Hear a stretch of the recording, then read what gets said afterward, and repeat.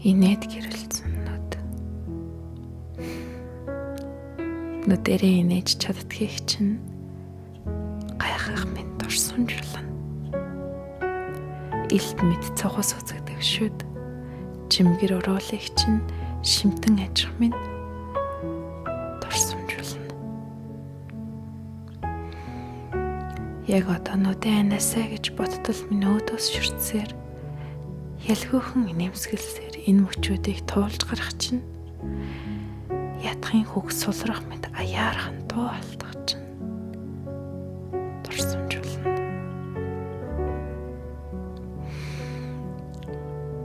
Энэ бүхэн дурсамжлсны дараа л эргэж дохиохгүй харц чинь ямар үнэтэйг ухаарах болно.